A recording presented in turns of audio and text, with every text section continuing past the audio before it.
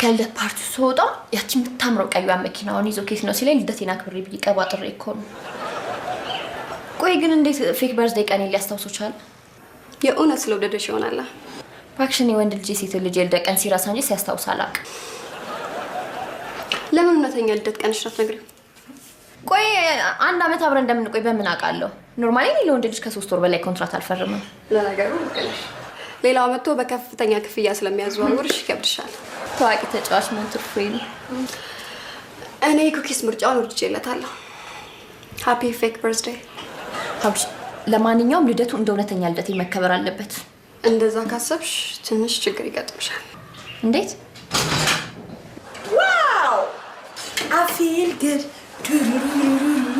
Cafe no I feel good. ቤት ማብሰል